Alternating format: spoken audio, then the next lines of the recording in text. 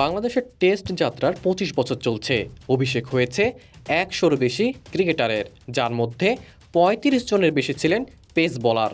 অথচ টেস্টে বাংলাদেশের মাত্র ২ জন পেসার ৫০ উইকেটের মাইল ফলক পার করেছে। মাত্র ৫০ উইকেট।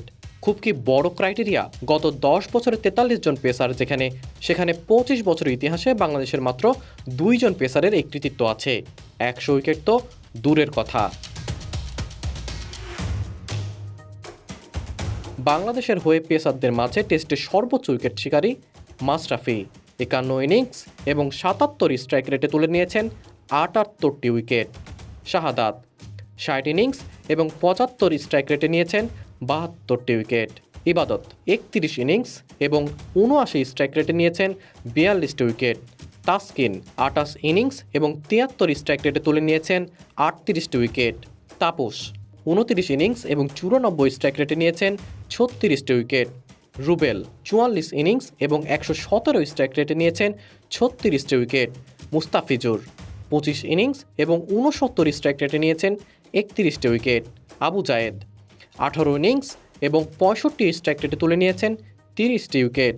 মানজারুল ২২ ইনিংস এবং ১০৬ স্ট্রাইক রেটে তুলে নিয়েছেন ২৮টি উইকেট। খালেদ ২৬ ইনিংস এবং ৮৪ স্ট্রাইক রেটে তুলে নিয়েছেন ২৮টি উইকেট। রবিউল ১৭ ইনিংস এবং ৭৪ স্ট্রাইক রেটে তুলে নিয়েছেন ২৫টি উইকেট। শরীফুল ১৯ ইনিংস এবং ৬৪ স্ট্রাইক রেটে তুলে নিয়েছেন ২৫টি উইকেট। হাসান ১২ ইনিংস এবং ৪৮ স্ট্রাইক রেটে তুলে নিয়েছেন ২৩টি উইকেট। একটা দেশের সেরা ১০-১৫-তে থাকা পেসারদের উইকেট সংখ্যা ২০ থেকে ৩০-এর ঘরে। এমনকি হাসান মাহমুদ মাত্র ১ বছর বল করেই প্রায় সেরা ১০-এ চলে আসছেন। অর্থাৎ দেশের পেসারদের এমনই অবস্থা যে এখান থেকে একজনকে সেরা বলাটাও বিলাসিতা। মাশরাফি ২০০৯ ইনজুরির কবলে পড়ে সাদা পোশাক থেকে দূরে চলে না গেলে হয়তো আরও সমৃদ্ধ হতে পারতেন। শাহাদাত লর্ডসে নাম লেখানোর পর একেবারে নির্বিষ ছিলেন। তার ক্যারিয়ারের শেষ ম্যাচটা ম্যাশের মতো ইনজুরিতে পড়েই রিটায়ার্ড হার্ট হয়ে শেষ করেছেন।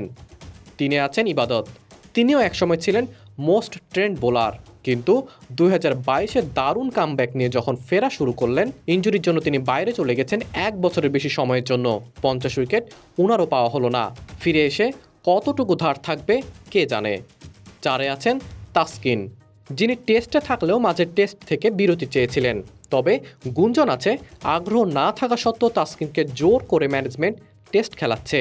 ৫-এ আছেন তাপস, যিনি বাংলাদেশের শুরুর সময়ের বোলার।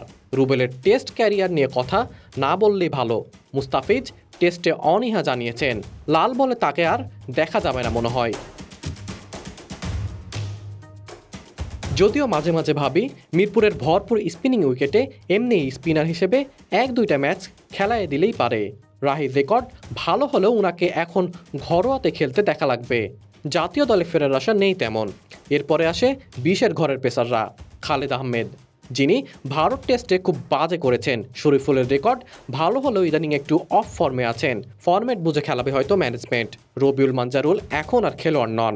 বাকি থাকে হাসান মাহমুদ। এই বছরের টেস্ট ক্যারিয়ার শুরু করে দুর্দান্ত এক ফর্মে আছেন তিনি। দুই দিকে এত সুন্দর সুইং বাংলাদেশের আর কোনো পেসার ধারাবাহিক করেননি। ১ বছরে টেস্টে সবচেয়ে বেশি উইকেট নেওয়া বাংলাদেশি পেসার এখন যৌথভাবে শাহাদাত ও হাসান। ২০০৮ সালে শাহাদাতের নেওয়া ২৩ উইকেটকে হাসান ক্রসই করে ফেলতেন যদি দক্ষিণ আফ্রিকা টেস্টে ডি জর্জির ক্যাচ মাহিরুল তালুকবন্দি করতে পারত। হয়নি, তবে আশাবাদী ওয়েস্ট ইন্ডিজ টেস্টে সেটা হয়ে যাবে। প্রস্তুতি ম্যাচে দুর্দান্ত এক বলে যে উইন্ডিজ কাপ্তানকে আউট করেছেন হাসান, মূল ম্যাচে ধারাবাহিকতা থাকবে আশা করাই যায়।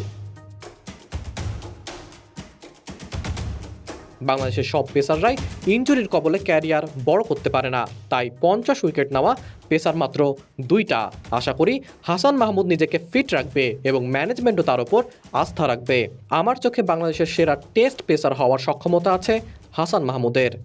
ইনফ্যাক্ট আমি ইতিমধ্যে হাসানকে দেশের ইতিহাসের সেরা কাতারে রাখতে অনাপত্তি জানাই না, কারণ ওই যে এখানে সবার রেকর্ড এমন যে সেরা ভাবাটাও বিলাসিতা।